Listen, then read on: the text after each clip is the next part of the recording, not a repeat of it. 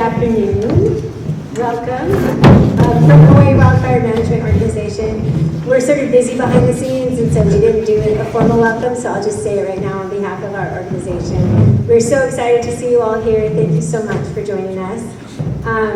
We decided to start today off with just a kickoff and the reception and the dinner to cover the pieces that we're not going to cover tomorrow, which is tomorrow's really focused on Hawaii updates, what's happening around the state, what's happening in different sectors, in different parts of the system. But it would be remiss to not include all of the national partners that we're learning from, that we're tracking, and we're all in this together, even with many of the folks who are up on the stage and many more. So you may not see all of us connecting with others in other states who are learning a lot of the same kind of lessons and developing similar programs. Many of our programs, from Ready, Set, Go, which is an International Association of Fire Chiefs program that we've adapted for Hawaii, to FireWise, which is from the FPA at the national level. We've adapted it and kind of put it on steroids for Hawaii. But we are connected all the time to our national partners and to programs going on, and we are trying to keep pace with what they're learning. Sometimes we are even on the leading edge. Sometimes we have a lot to learn and we're trying to catch up. But I thought it would make a lot of sense to start today off of framing it across the big picture, across our whole country. We have these amazing partners who are joining us for this event. So I asked if they'd be willing to come.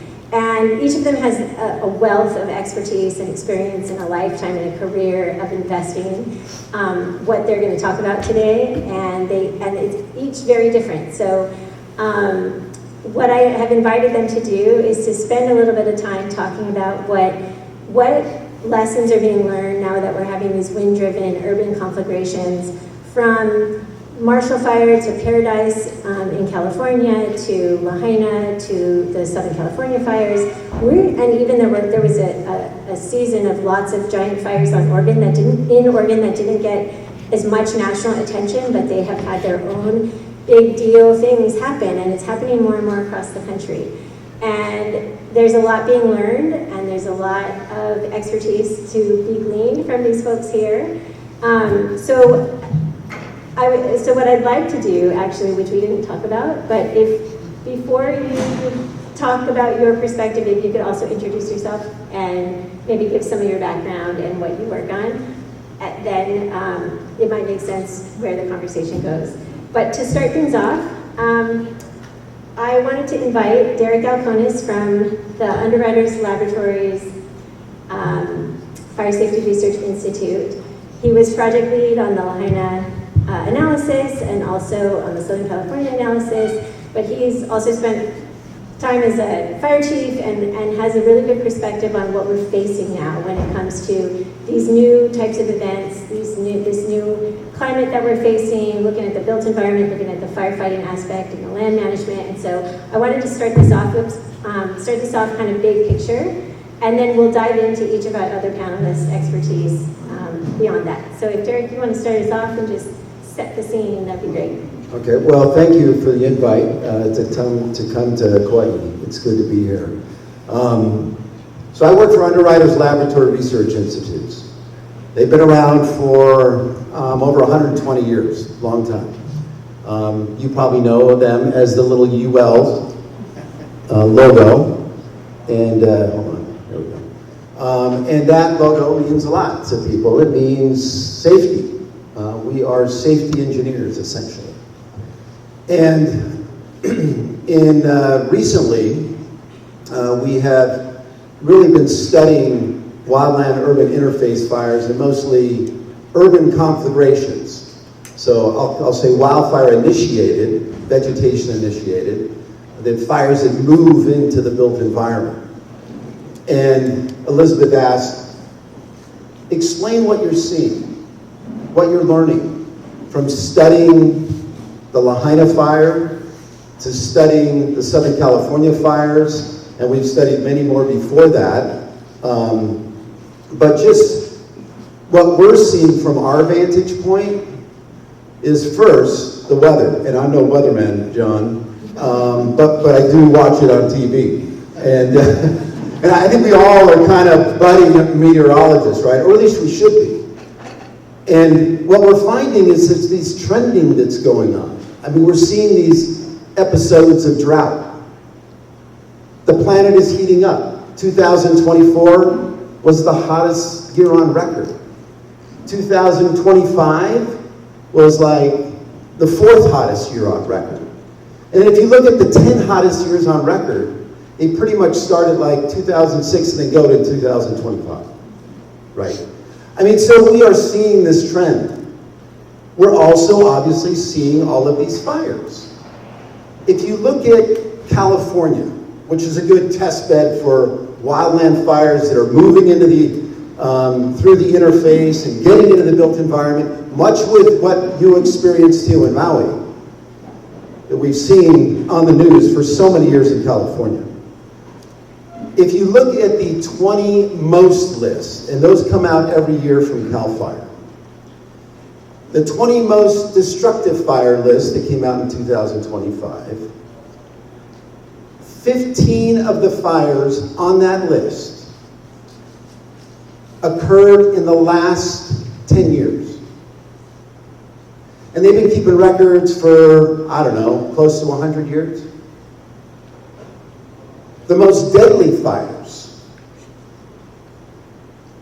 9 of those 20 fires have occurred within the last 10 years. And those 2 fires that we recently witnessed, the Palisades and the Eden fire that happened in January, those show up on the list as number 5 and number 9. They took the lives of 31 people.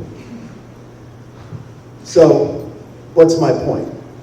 My point, and we also saw what you experienced and studied, what you experienced in Maui in 2023. But you also saw it in 2018. And as John mentioned, the weather here is such that you're pretty much all year round with fire weather and tipping into the extremes at times. So we're seeing these kind of, they're not episodes. It's like, this is life. This is what we're living with. We're living with a heating planet that goes through these periods of drought, drying the vegetation, preparing it to ignite, and then it's ripping through the built environment. So we study preparedness, prevention, response, mitigation, recovery, okay? And we look at all these incidents that we're head down with our engineers and our policy people. The things that we're finding is that there needs to be a lot more attention on the prevention and the preparedness, for sure. That these fires are exceeding our ability to address them from a response perspective. Sure, we should still continue to build up our response capacity, there's no doubt about it. Absolutely. Because even the lesser extreme fires are occurring with more frequency. So the capacity of the responders have to be there. But the prevention and preparedness is really lagging behind. And we need to step up and really devote some more energy in that space. And that's pretty much, I would say, worldwide. And we'll talk more about that in a minute. Thank you. We thought it might make sense to go straight to response and what's happening in terms of addressing the growing need for response. And for that, we invited Kevin Roach from FACETS to talk about that, because that's so much of the work that he has been doing with his team, has been looking into capacity building and addressing some of those concerns and needs to evolve and grow. And so for that, Kevin, if you could introduce yourself first and talk about FACETS and all the work that you've been doing in your background, and then go into your sharing. Very good. I'd just like to stipulate, I don't ever want to follow Derek again. And on the agenda, it doesn't show me following Derek. So he's a very good speaker. So my name's Kevin Roach. I'm retired from the Phoenix Fire Department in Arizona. I started out as a volunteer firefighter actually in upstate New York in 1981. I retired from Phoenix in 2014, and we've done consulting for probably 100 different fire departments across the country. And it's a joke, but it's not a joke. But the only thing you can say absolutely about all fire departments in the United States, absolutely, is there's absolutely nothing you can say about all fire departments in the U.S. They're all little independent kingdoms to themselves. So honored to bring a little bit of a nationwide view. Yes. As Derek said, and I think we'll repeat ourselves a bit, I think it's, at least in the 48 states, for most of them, the climate protected them from wildland fire. They had plenty of moisture, they had plenty they had winters that knocked down the vegetation, and they're just not having those anymore. The climate's changed, like it or not, the climate's changed. So those protections are gone. There's parts of the 48 states that dealt with fires. California is a great example, as Derek said, that have been dealing with wildland or wildland fires for hundreds of years. The prairie states, Oklahoma, Kansas, and those states are used to fires. But the vegetation there is much different than you all deal with here.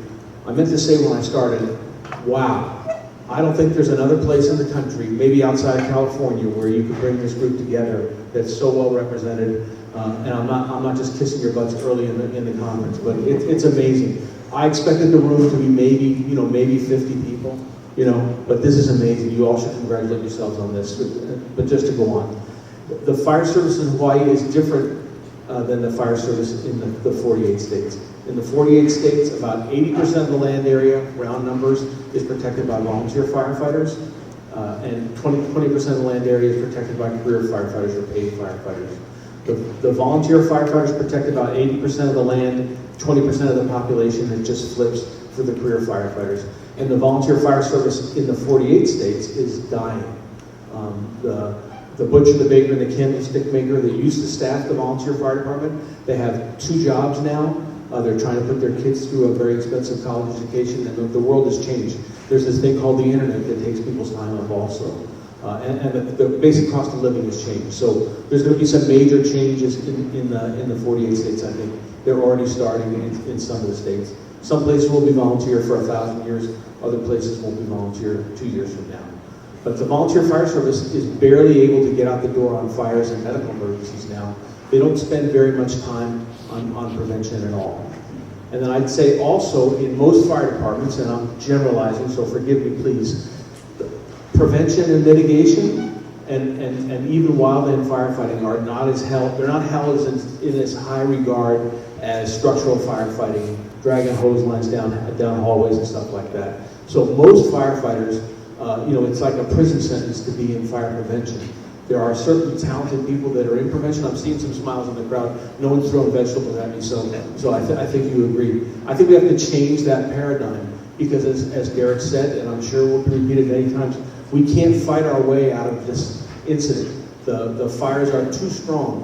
When we did the Lahaina fire investigation, all of you for the whole state, you're all resource limited by the number of firefighters that are on the island when the fire starts. We thought, well, this type of fire could never happen in Southern California, which is the most resource-rich fire from the fire department point of view. There's more Type 1 engines in Southern California than there are per square mile than there are almost any place else in the country, and they had 2 very damaging wildfires last year. So we can't fight our way out of it as a fire service. We have to prevent our way out of it. We're going to have to change the paradigm on the way people think about prevention. It takes all of you to do that. It can't just be the fire department, and it's going to cost money. People will not do it for free.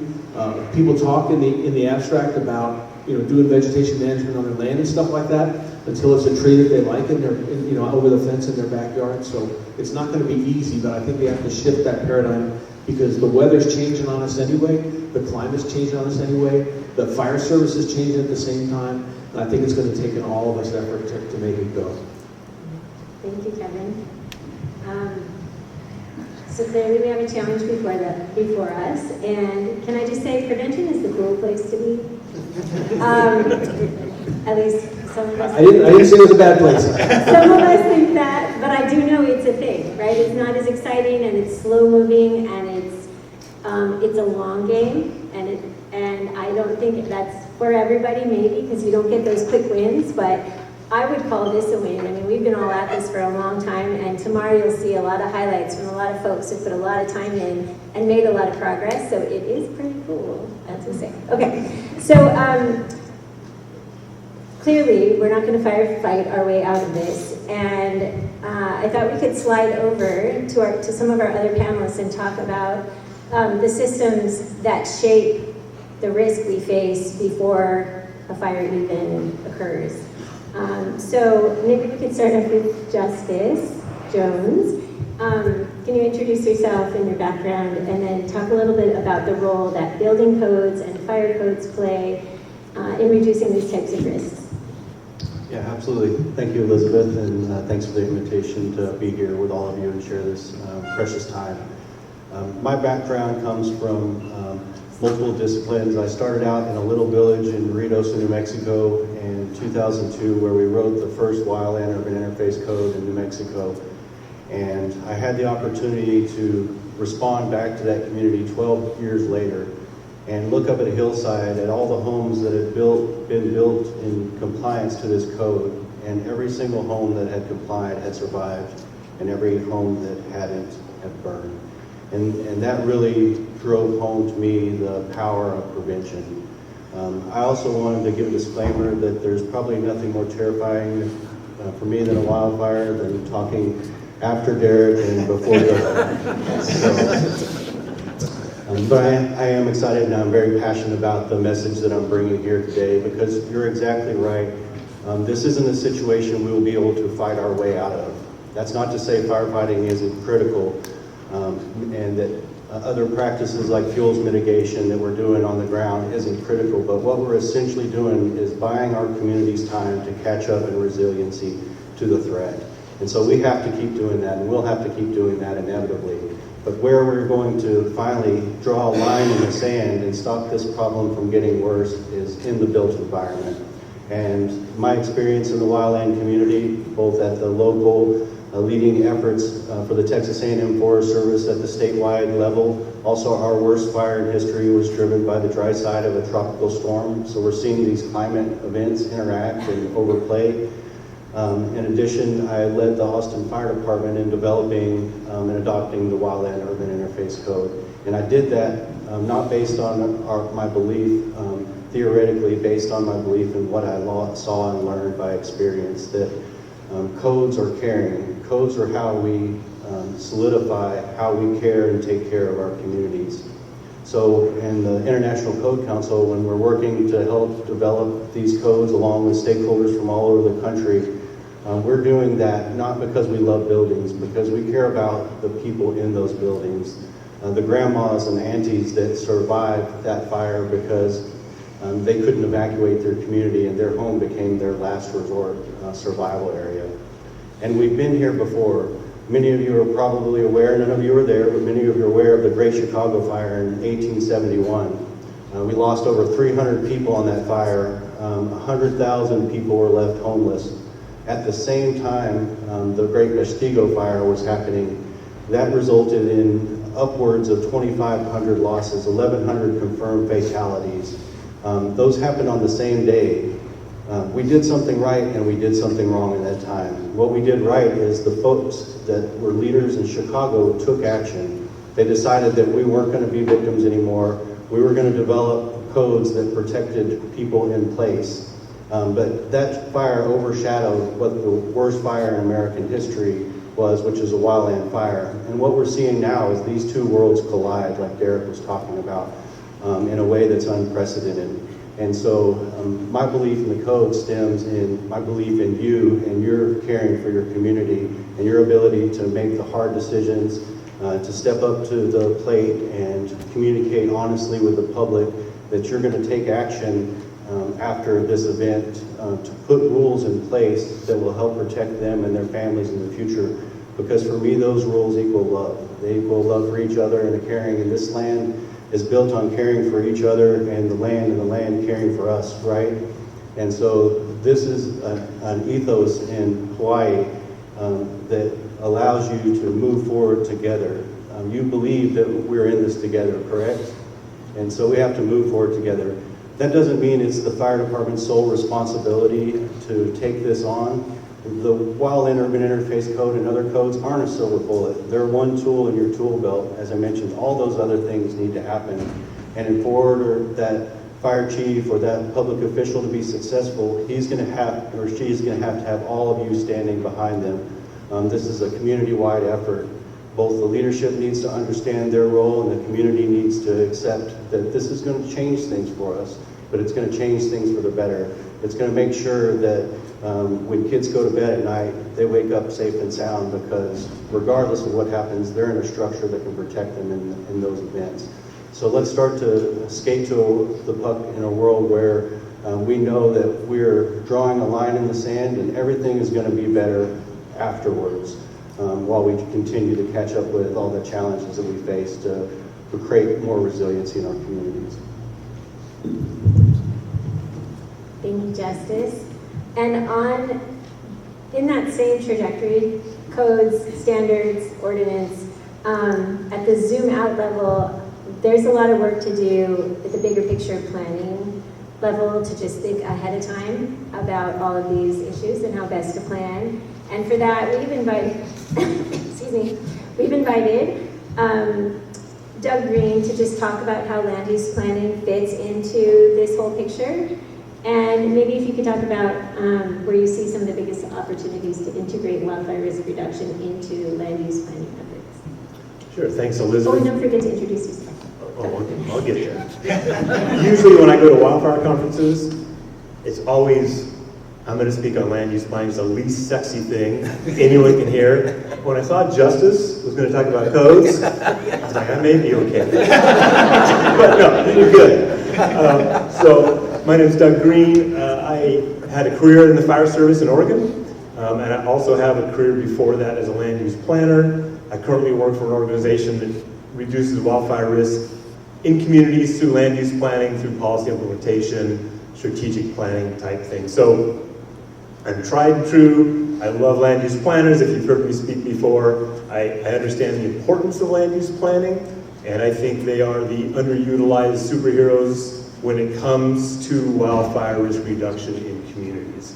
They're the ones who have the ability to see the future. They know what that community may look like in 10, 20 years out there. They're doing the long-range planning. They have the grip on those things. And you know, when we talk about fire in communities, and we often talk about the responses, the structures lost, the post-fire, we need to remember that the conditions that make that fire what it is were put in place years and decades before that fire, before that first ember landed. And that's where land use planning can come into place, right? They have the ability to make the changes on the landscape that are going to define whether that fire, whether that ignition source becomes a manageable incident or a community-wide disaster, right? And they can do that through the risk pathway, what I call the risk pathways, right? They know how communities are going to be built, what the density is going to be like,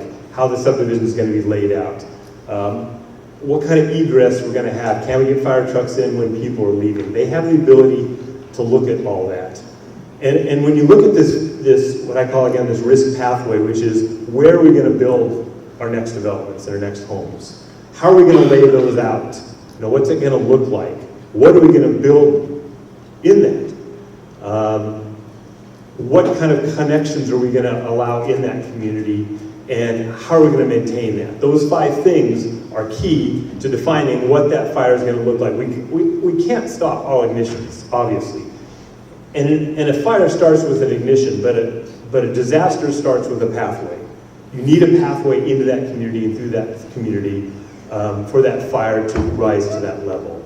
And so that's where planners and city staff and leadership needs to take a role in deciding every decision that's made. Is it putting that community more at risk or less at risk? There is no middle ground. Whether it be a single family home, a subdivision, commercial structure, a park, you always need to look which way are we making our community safer with that decision? Or are we adding risk? Because when it comes to most of these decisions, that risk is going to be with us for years and decades and generations. You cannot go into a subdivision and say, well, now we think it's too risky, you guys are all moving out of here. You know, we're stuck with that thing. And so land use planning and other community type development staffing has the ability to make those decisions. And we need to look at our communities as, are these fire interruption points or are they ignition points? Whatever we're building in the community can be one or the other. Can we build things in these communities that if a fire starts and we get a couple homes ignited, do we have things in place that'll slow that fire down? It could be parks, it could be multifamily residences, it could be streets. Whatever it is, we need to be able to build these communities to slow that fire down. And I think that's, when I look at the national perspective of where things are going, and I see the biggest opportunities for reducing wildfire risk early on is through that initial planning stage. Because that is what's going to define how we move forward, and again, whether that fire becomes a manageable incident or a community disaster.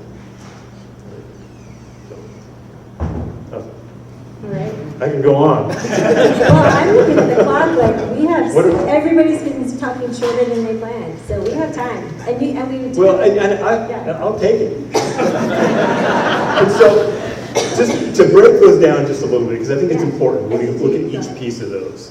You know, when I talk about where we build, we obviously have decisions about where that development is going to occur. And in places like Hawaii, where we have limited land and expensive land, we're going to need to build in high-risk areas. But we can do that with the right standards added to those developments. We can build in places that normally we may not want to, but we can do it the right way.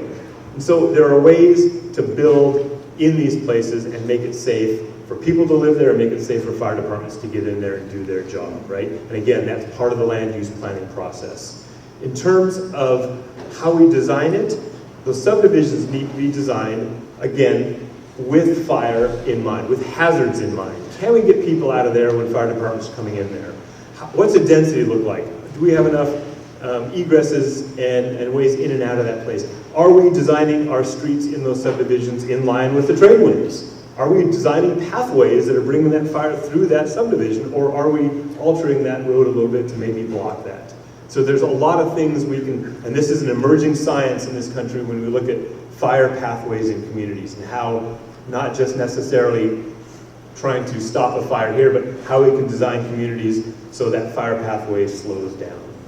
You know, and when I say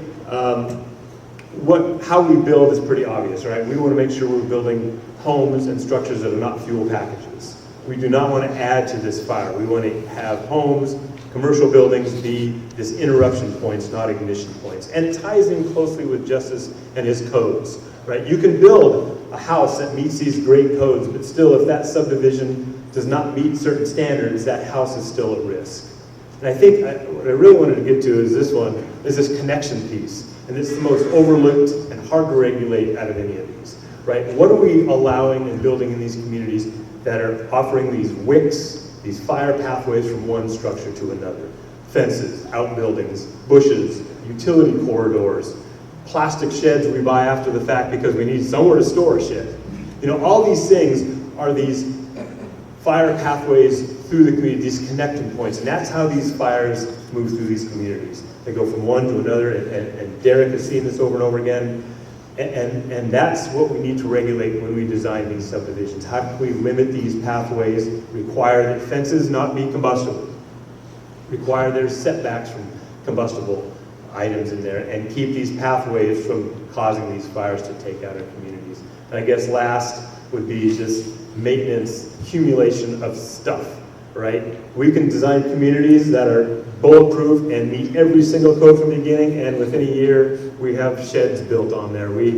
I have stuff stacked around my house, and so how do we manage that? Because even the most robust development that is made to certain codes is still going to have those as points, and that is probably the toughest thing for fire departments, for planning departments, for community staff to manage, is how do we deal with that piece, which is education, which is some enforcement, which is all these pieces. But those 5 things are things we can control, and And we can make our community safer in the future and for our kids' future by just looking at every single decision. Is this increasing the wildfire risk or is it decreasing the wildfire risk to our community? Okay, good now. I happen to love it, so I hope you do too. Thank you, Doug. I want more time too. Yes, I know, that I can see that everybody's excited. Okay. That was actually a perfect segue. We could go either to Derek or to EJ, but I think we'll slide to EJ and then come back to Derek. There was relevance for both of you. But I want to invite EJ to talk to us for a little bit and introduce yourself too when you start off, if you could. Because we focus a lot when we're thinking about fire. We're focused on fuels, we're thinking about forest management, land management, dealing with our grasses. Now more and more, thankfully, we're talking about what to do in the built environment. And we're having a lot of concrete conversations that need to happen. But the single connecting tissue between all of it is people. And it's the social side of things. It's our behavior, it's our actions, it's our choices. It is how we educate. I mean, brochures don't lead to people not accumulating stuff, right? And so they play a role maybe in awareness, but we have to go through first awareness. People have to know in Hawaiʻi that we have a wildfire issue to address. It was a very long time. I didn't think even in my whole career that actually would be widespread knowledge. We just couldn't shout from the rooftops loud enough. But now we're in this space of like, now, what do people do with that concern? What do they do with that awareness? How do we get the information to them to support their actions around their homes, around their communities, in their professional work as well, since there's so many roles for so many sectors to play. And this is why we invited EJ to come talk to us, because she has a lot of experience and expertise in the human dimensions of all of this wildfire preparedness and mitigation work. So with that, EJ, if you want to introduce yourself and then share a little. Yeah, mahalo Elizabeth, aloha everyone. I hope that you will feel the most bad for me because I'm going after all these. I also think maybe you would feel the most bad for me because Elizabeth asked me just a small question. From a social science perspective, how should we think about shared responsibility in a way that actually leads to actions? So, okay. Who here knows? Oh, I need to introduce myself. I'm sorry. I'm a social scientist and associate professor from Oregon State University and director of the Extension Fire Program, where I support a team of individuals from our university through outreach and education around the state. As of August 1st, I will be an associate professor of wildfire management at the University of Hawaii at Manoa. I look forward to being here with you. So does anyone here know a social scientist other than me now? Okay, so if you know social scientists, you may know that our answer to most everything is usually, well, it depends. And then we really don't like to generalize, so oftentimes that's pretty unhelpful. And I also want to recognize that I'm not here to tell you how you should do anything. Just came off the plane a few hours ago, so I'm just beginning my learning here, and I know that learning here will be lifelong. But I do want to share some quick observations of what we've been learning in Oregon. Lots of them really line up with the social science research that we have out there about collective action theories, shared governance, dealing with hazards, risk perceptions, and all of that. And also, it's not just that science that can inform our shared responsibility, it's the knowledge that we get from management and from practice and from doing it too. So there's a lot of knowledge in this room. So please just consider what I offer like a little buffet of appetizers. I've only got the time to share some small bites. You can take what you like. You can leave what you don't think applies here. And you may know all of this already. So, first, I've seen that we can really limit ourselves when we focus just on changing individuals' behavior. For good reason, we are interested in individuals' behavior. Because these social psychological factors matter. We want to know what motivates people. We want to know what their barriers are. We want to know what is that thing, that message that pushes them over the edge and they take action. But I want to say that the individual scale is not the only game in town when it comes to living with fire. We have other social units, like we would call them, at different scales. So we've got our families, our communities, our neighborhoods, our organizations, and like our whole networks of organizations doing welfare governance together. So that means it's important to also study and be students ourselves of ourselves. So how we set direction together, how we deliberately help each other to do new and different things, and how we act as a network to learn and grow over time. I'll give you a quick Northwest example, a different example for this national panel, but prescribed fire is a big deal, not here but in Oregon, because it's one of the main tools we have for moderating fire behavior, reducing risk to communities, and protecting a lot of ecological values. So we're trying to do it more. Let's say we have a whole valley of neighbors who are interested and ready to do prescribed fire. And they are the type that's inclined to work with government too, which we don't always have. So like we can check, they're already aware, they're already motivated. They're ready to change their behavior. We don't need to raise their awareness. But if there is not direction for relevant agencies to increase the use of prescribed fire, or there is, but unit leaders throughout the system are not always supporting their employees to try a new practice, or if there's no funding or incentives for the employees to carry that out, then right, it becomes that much harder to move from awareness to action. So my next point is, it is very obvious, but we also need to grow capacity to move from awareness to action. And I know that capacity can sound like one of those buzzwords that like comes out of ChatGPT, but let's just think of it actually in plain language as everyone's ability to implement wildfire mitigation together. We all have part in that. Capacity does often mean funding, more money, but it also involves dedicating staff, providing new authorities, getting new equipment and technology, offering more trainings and development. In Oregon, we tried to do all of this, and we're still working on it. We had a landmark omnibus bill, very bipartisan, in 2021 called Senate Bill 762. Some of you probably heard about it because of our wildfire hazard map, which got it some negative attention. However, it was actually a very cool bill, and I was very excited because it said we actually need all these different sectors coming together. We're not just going to write a bill that funds more defensible space or more landscape treatments. It said we need the state fire marshal to lead on defensible space, but we also need to invest in public health agencies and protect our communities from smoke. And we also need the Department of Forestry to make a strategy so that we can actually work at larger scales and have more action. We need to get more early detection cameras so we can support more effective IA. This bill also said that investments should prioritize places that have faced the highest hazards from wildfire, and that statistically, they have those more barriers to being prepared. So this was great because it recognized that we're a state with varying needs, challenges, and assets across our communities. I might run a minute over, I'm so sorry. We have plenty of time to keep going. So if I go back to my prescribed fire example, like back to that valley of those interested landowners, what happens then if there isn't capacity? Unless they're the types that want to do it themselves without government, and again, we have those and they do it, but they're going to run into obstacles. There would not be enough service providers to help them with burn planning and prepping the units that they want to burn. There might not be enough trained burn bosses to lead the burn. Oregon Department of Forestry may not be able to bring engines or crews, and if they can't come, then they can't learn more about prescribed fire themselves, become more comfortable with it, and be able to implement it more on the ground. So they may be less inclined to want to do it or support it.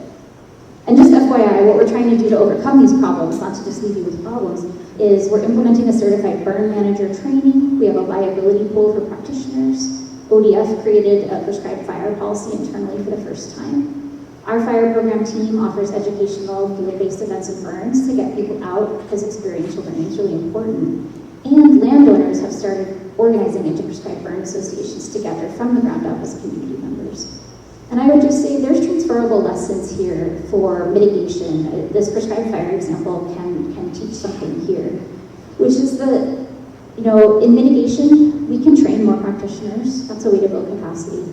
We can create more experiential and field-based learning activities so that people can really connect, they can see it. It's one thing to talk about different fuel types, another thing to look at it. We can make internal policies so that we're set up to actually do work, and we can bring in complementary entities from all the different types to make this happen. I'll finish by returning a little bit to the story of Senate Bill 762, which is we've struggled to keep some of that going. For example, the public health funding was only funded for one biennium. Since then, we had a very quiet fire season in 22, not too bad, 2023. We had our biggest season ever in terms of acres in 2024, but that was in Eastern Oregon where we have more cows than people. So it didn't get the attention that our bad 2020 Labor Day fires did. It's not all bad, because going forward, we finally secured permanent funding streams for home hardening and fenceable space, and agencies are looking at how to prioritize grants and assistance now. What I think we're still missing in our next steps, and you may have these already here, is that it just takes a while to build a stronger culture of interagency collaboration in particular. We can act and communicate in lots of different ways, but that's really different than sharing risks and responsibilities together. And outside of some of our indigenous cultures, we don't really have an equivalent to kuleana. Like, we don't have a word that moves beyond responsibility to all those layers of obligation and connection. Finally, moving from awareness to action means being deliberate about our own learning and adaptation, so being willing to ask hard questions. We may not want to evaluate our event and get like a bad review. We may not want to get into others' business, or we may not want to feel like we're letting anyone down when we're under so much pressure to do this really crucial work just described. And talking about processes and learning, and maybe anything I just talked about, that can sound really abstract, right? It can feel really intangible. But underneath, it's the gears. It's the how everything happens. It's the how that matters when we're trying to live with wildfire and each other. Mahalo for listening, and I'm going to pass the torch back to Derek. I'll let Elizabeth describe what he'll talk about.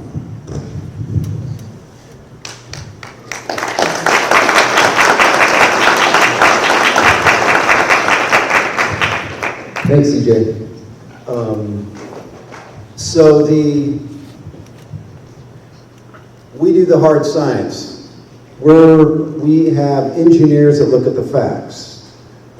We do measurements. We do testing.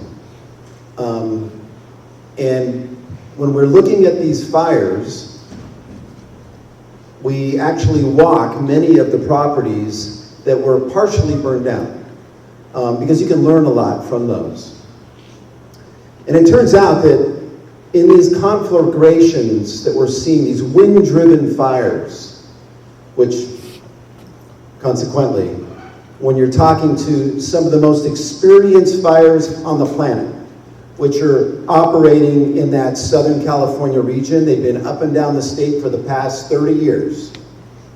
On those fires, on January 7th, they said, we've never experienced something like that before.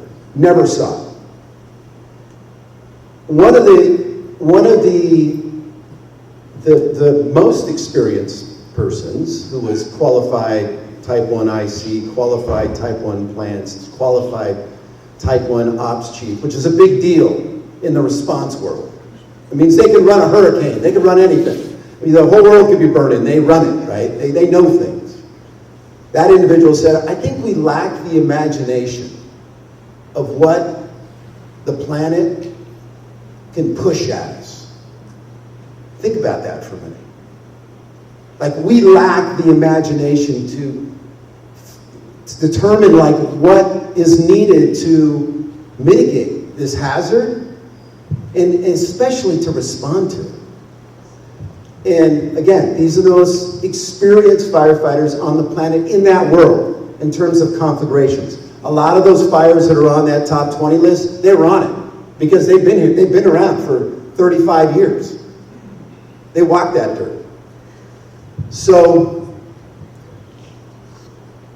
the other thing that is interesting when you're studying these fires is once the structure starts to burn, and you've got winds that are hurricane force winds, especially like those that we experienced in Lahaina and throughout Hawaii at the time, because there was 4 fires in Maui at the time, on the Big Island. Oh, well, there's 4 in Maui. There was several on the Big Island.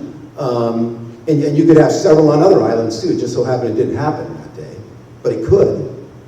So take your imagination that way, and you can anticipate what we might be experiencing.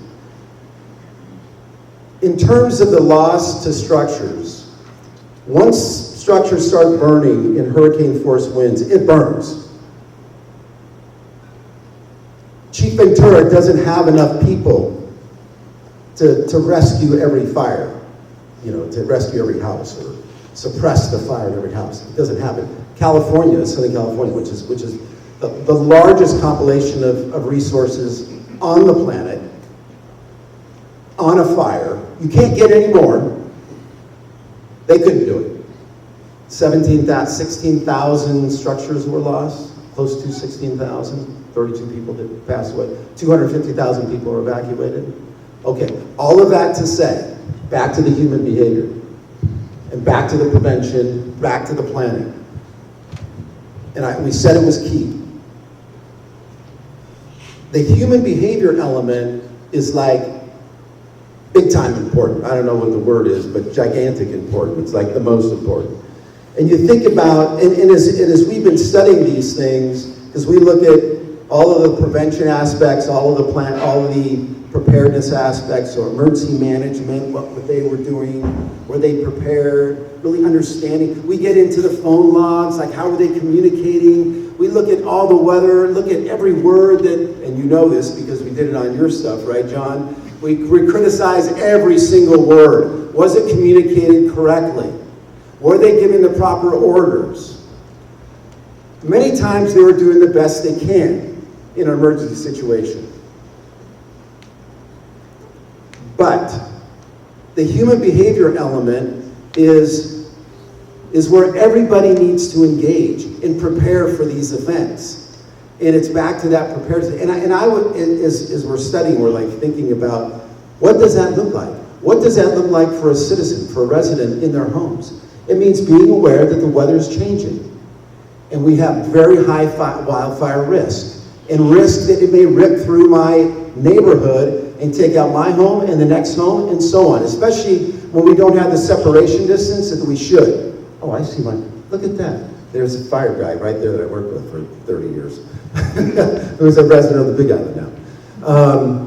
So these are the sort of things, this human behavior element is engaging from a individual point, the resident, the planners, the prevention people to pass codes, the legislators to pass policy, the emergency managers to staff up and be prepared and be ready and get the word out, and everybody's really watching for it and preparing for this event.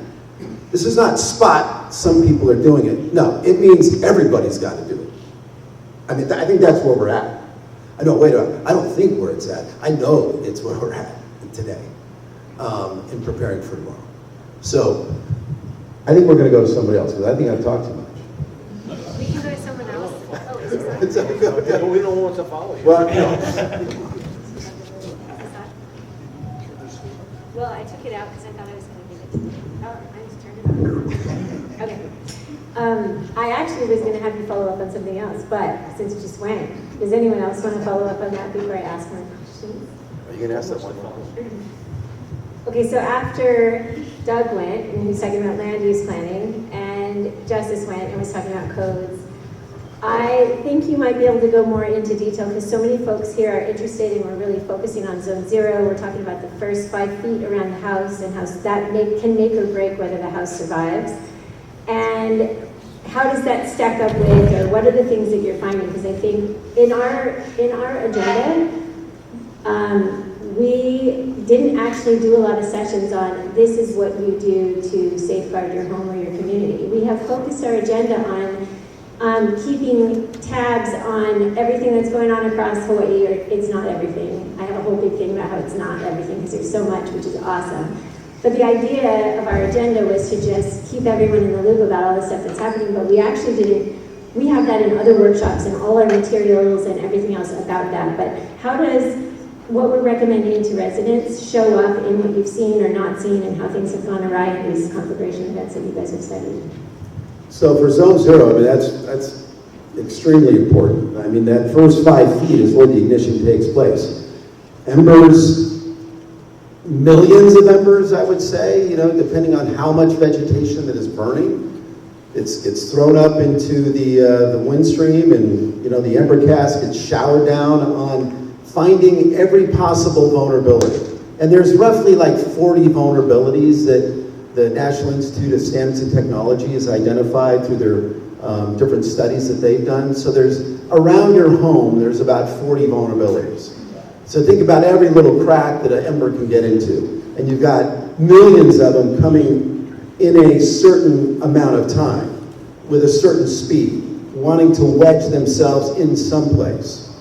And if you have that vegetation or something that's stored around your property up next to your exterior wall, it could even be your trash can, it could be a small shed, it could be some vegetation that's dry.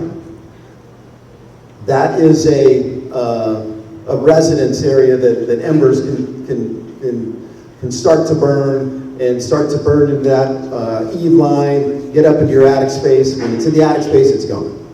I mean, there's especially when you have 50, 60, 70 mile an hour winds burning, and then it starts to lay over and it gets to the next house. And that flame length, once it starts to burn one house, is producing more embers, of course, as is your vehicle, which could be close by and burning. And that flame length could lay down around 30 feet. So you think, if your resident, your neighbor, is 10 feet away, it's getting torched. It's got to be 30 feet away. So the only way to prevent that chain reaction from occurring is to make sure around your property is clean. I'm not going to use the word I really want to use because I think she's going to ask another question about, give me one word, and I'm going to save it for that. But we all need to, that first 5 feet, which I know that HWMO has been advocating on, and a lot of your county, the county officials, fire, and all of that have been really, encouraging and saying that's what we're seeing. Basically, it's real. It's real. Yes. Yeah, it's not fake. I want to invite our other panelists to share additional thoughts. We have some time for that, and then we'll do some Q&A, and then we'll come back up here and let them wrap up. I've asked them all to share something like a 1 word or 30 seconds, something to leave us inspired. So I'm looking forward to that. But we have some time to follow up on additional thoughts before we head into the Q&A. Yes. I think I would like to pose a question. If we built ourselves into this situation by not having building practices, not building homes, not to burn, double negative, can we build ourselves out of this situation? And this is a long-term strategy. Most of the homes in America last on average about 70 years. And so in order for us to retrofit all of our existing housing stock, we're looking at decades into the future before our communities become holistically resilient. So what happens when we start building entire subdivisions at the edge of our communities that are built not to burn? Those communities become breaks and ignition-resistant corridors for the rest of our community. For those firefighters out there, how nice would it be to know that you can strategically evacuate a subdivision if you need to, because all the structures in that community are hardened and everybody knows their role in wildfire resiliency. And if there isn't the option of evacuating, which we're very commonly faced with, then they have a last resort survival area. So I encourage you to start thinking about code adoption, ignition-resistant construction, defensible space as a life safety measure and not a building protection measure. Because as I said previously, we're trying to protect what's in those buildings. And so it's time for us to start building not to burn. Can that count as my statement? You'll have to inspire us yet again. Doug, before you go, can I ask you to also address one more thing, which is just that tension between, okay, I think we have a long game aspirational vision to create hardened subdivisions that serve as giant breaks that protect the rest, but we have a near-term risk immediately, and we have this tension of going codes and standards, building safer from the start into the future, and we also have a lot of existing housing stock that needs support to be addressed and retrofitted and all that sort of stuff. So whatever you were going to say, if you could add in a piece about that. About the current housing stock? Well, just how there's like, we have to do both. Yeah. Okay, I will weave that into this. I'll make this quick because I see there's a time coming up here. I guess what I would want to say is that we know the science. We've known how to keep communities and houses from burning down for 30 years. There's reports that came out in the 1960s after the California fires that say the exact same thing that we're saying now on how these houses burn down. So it is not a science. I mean, we know the science. You would never send your kids to a school that didn't have sprinkler systems or fire exits, But we take it for granted. We would not do that, but we're like, well, it's worth the cost to keep us safe. So we need to, the social science piece here, this is a social science problem. We know how to solve this. We know how to keep people safe and keep communities from burning down, right? It's just getting leaders who have the guts to make the right choices and bringing that level up of what we need to do so it is the standard. Again, you wouldn't send your kids into a school that didn't have sprinkler systems or didn't have emergency exits. Why are we building communities that we know are going to burn down? It doesn't make sense. And again, it's a social change that we need to happen to make our communities safer in the future. Oh, and weaving it in, again, the big problem here, and we can weave this in, is the science is the same whether it's a new house or an old house, right? And we know it's expensive and hard sometimes to retrofit old homes. We get that, but there are ways you can do that through simple steps that can make a huge difference, that does not have to mean a $50,000 remodel. The HWMO has some excellent resources where you can do some small things or help your neighbor do some small things that can make a huge difference in keeping, and yeah, like Justice said, it's going to take a long time. The risk is in that housing stock that's already built, but I don't want my kids to look back and be like, what the hell? Our housing stock still sucks, and you guys had the chance to do it back when you were preaching this thing. Why hasn't things changed? Okay, so we can make a difference in the future for what's built now. Perfect, thank you. Oh, go ahead. After you were going to go into a Q&A. Okay. Go ahead. Q&A. All right, well, I don't want to have the last word, but I think the elephant in the room is money, and it's not just money from government agencies, I know that. But I think for government agencies, if you look at someone's budget, you look at their priorities and you know what the priorities are. It's going to cost money to train fire departments and equip fire departments. There's some beautiful apparatus outside today that the fire chief has gotten for Kauaʻi. So it's not just money, but it's going to take money to do this. It's going to take money to do the mitigation work. It's going to take money to do the education work, both for firefighters, for the community, for politicians, for building officials. So it's sort of the elephant in the room, but it's not, I don't mean for it to be an excuse that if the budget doesn't double, then we can't do anything. Because there are some things that can be done for free or for cheap, but it is going to take money to move the ball, I think. It's a really important point. It's, well, thank you so much for saying that. Well, we lived that. I mean, we have been doing all of our work for, I'll talk about this tomorrow, but our organization has been around for 26 years, and we've never had full funding or staffing until 11 months ago. And we've been selling t-shirts and selling chili and just trying to do this, and we've been celebrating all this success, all of the fireways communities, but we had to link arms to get it done, and then when Lahaina burned, we realized that you can never work at scale and get enough of the work done and enough of the land managed and enough of the homes hardened and enough of the folks trained when you have no money or support or policy to help you get there. And so it actually has been the limiting factor, not just money, but money and policy and widespread awareness. Not to give away my talk for tomorrow, but it's a really, really important thing that we can know a lot, we can learn the science, we can figure out the people, and if we can't support the action to actually happen, it's another piece of all of this. Okay, so we have 10-15 minutes for questions, and we have all these amazing people here, so I hope there are questions. I have a million, but can we have some people raise their hands and ask questions? Anybody? Okay, we have a question right here.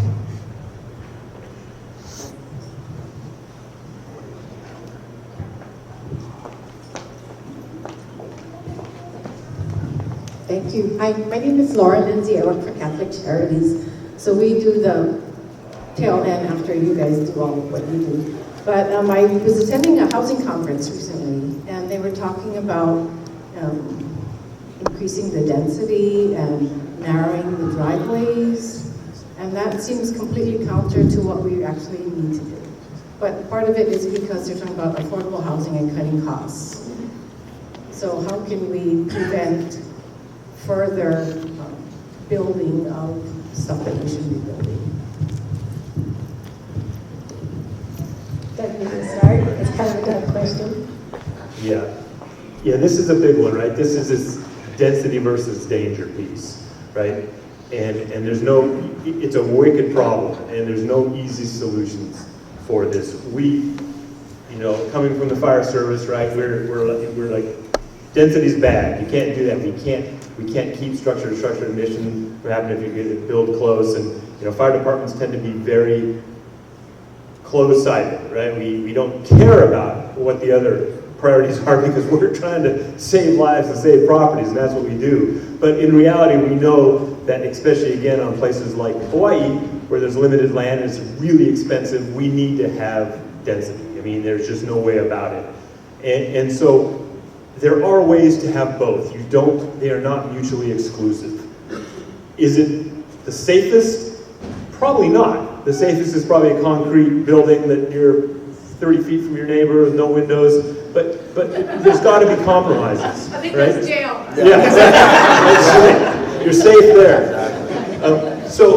But we run into that all the time because, you know, we need affordable housing, we need density, we got to put people in places, especially after disasters, right? We have a housing shortage, and that's what we always preach. You think we have a housing shortage before a big fire? You know, wait till after, then we really got a problem.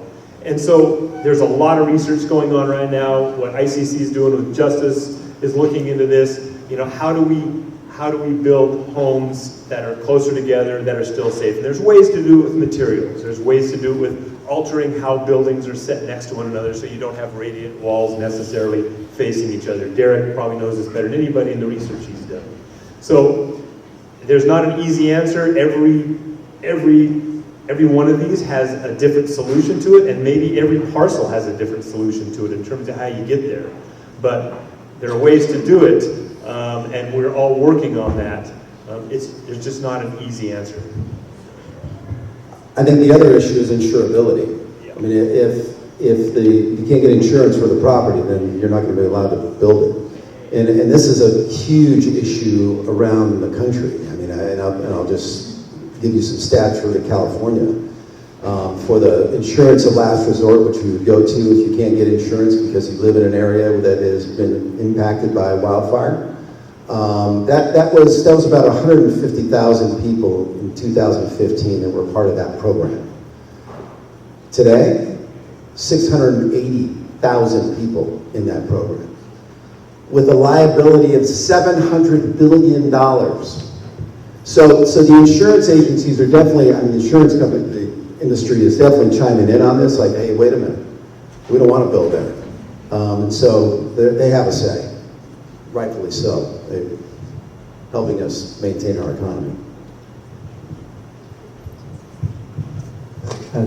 And personally, I do believe that there's a scenario where we can holistically design communities to be high density using ignition resistant or non-combustible materials, good maintenance plans in place, and so they don't muck it up with things like secondary fuels, and a clear enough buffer around those communities to separate them from existing homes that aren't hardened. There is a recipe for how we can move forward with higher density, but it would have to be extremely deliberate and well thought out and coupled with community education, because once people move in, they bring things, and we need them to bring the right things and maintain those properties in order to maintain that benefit.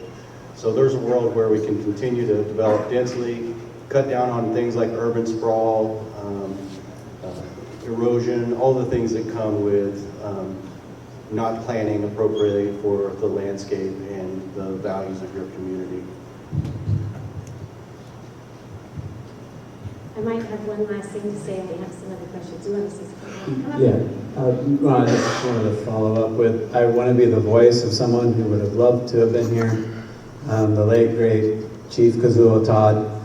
Whenever this question always comes up, he always points to Japan. He says, there's building materials and construction style there, the houses are almost touching each other, and one can burn down, and the one right next door can be intact. And so I think we have a massive inertia here in the state of Hawaii and probably other places across the United States where we're just not moving towards these materials.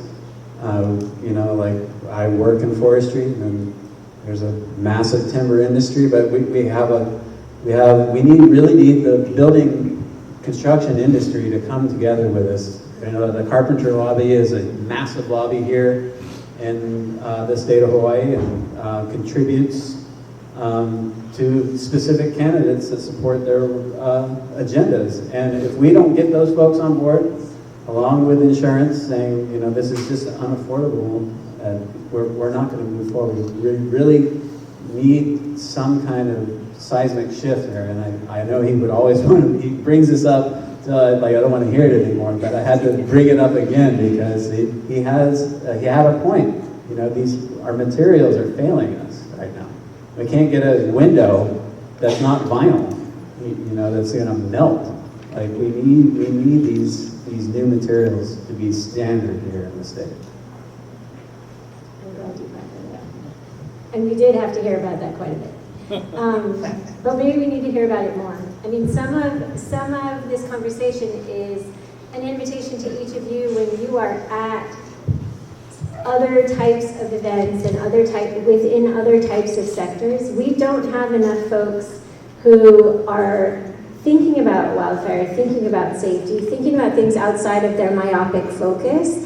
And moving forward, that just doesn't work anymore. We have to have a lot of integrated solutions. We need food security, we need water security, we need housing. There's a lot of different parts of this that need to be solved and addressed together in a mutual, creative, integrated sort of way. But the people who are making decisions, we're all trained up in our disciplines. And I even went to a school where I wanted to have it all blended, and it was interdisciplinary, multidisciplinary, but you still just learned them one by one, and there weren't a lot of models for how to blend it together.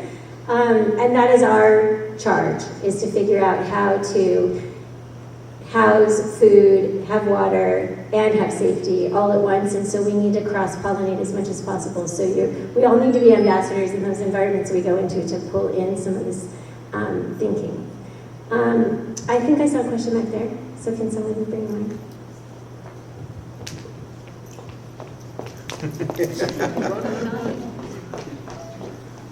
It's like you.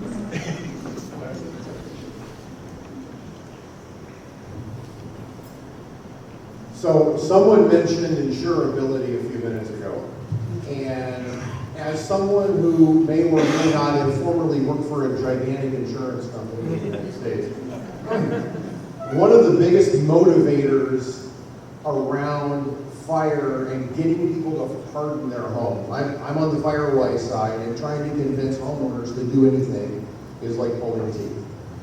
Getting people to change their behavior is a whole lot easier when you have fire discounts, when you have homeowners insurance discounts.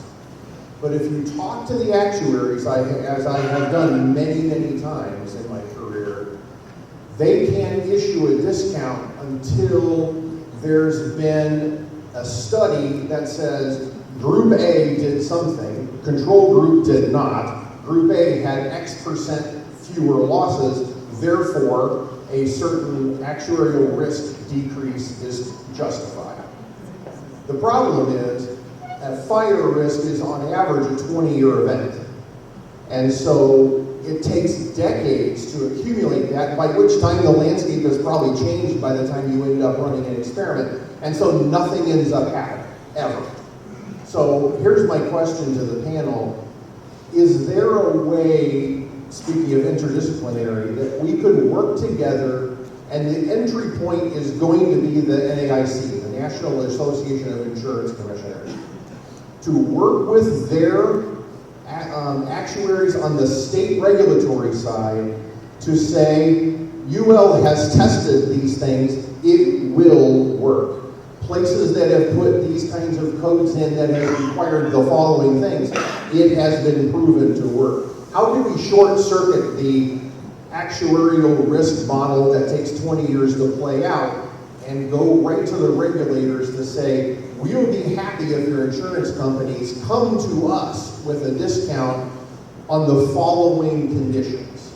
That if you do A, B, and C, a discount is justified. Now, I'm not talking about the gigantic catastrophic events like Camp Fire. and its brethren. We're talking about the everyday fires, neighborhood scale fires, town scale fires, not the ones that devastate 10,000 homes. But I'm looking for a way to, how do we bridge that gap? Because the actuaries aren't budging, because they'll say, you're going to go to the state commissioners, and the state commissioners are going to laugh us out of the office. On the other side, the state guy goes, unless you can bring us data that proves it works, we're not going to do diddly. And so I'm struggling with how can we work with NAIC or some other group to try to push an agenda to give discounts so that people will actually earn their house. Yeah. So I'm going to start this and touch on it. This is a loaded question. There's a lot of pieces to it, and then I'm going to pass it down to both sides and have them see what they have to offer.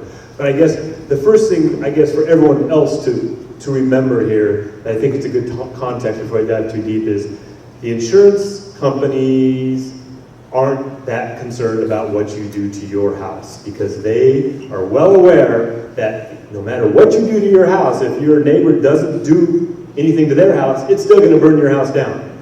They're looking at it at a large scale.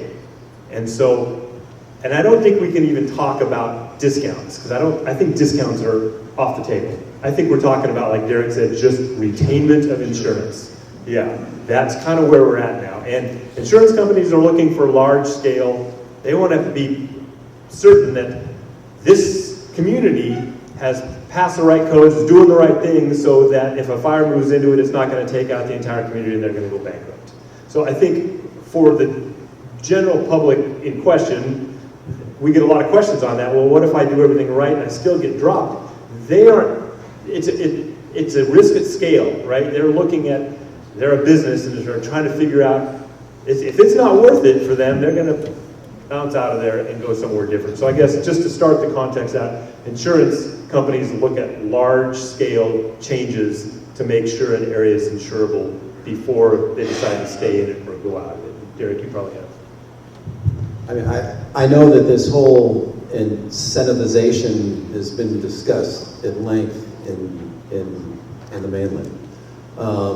And it hasn't gotten much traction. But, I mean, I think the way you're talking here, this is a smaller market.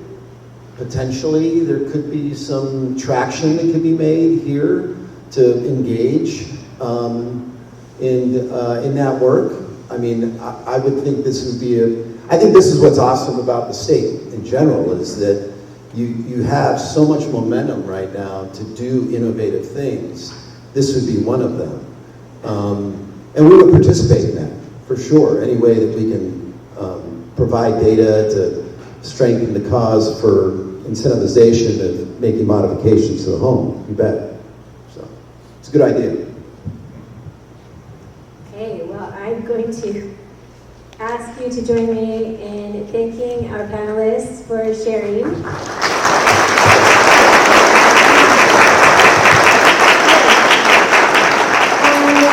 coming all this way to join us for our, Hawaiʻi Focus Summit. I think what you have added has provided a lot of important context within which we are working even here as well, and there's a lot of connectivity. So I thank you so much.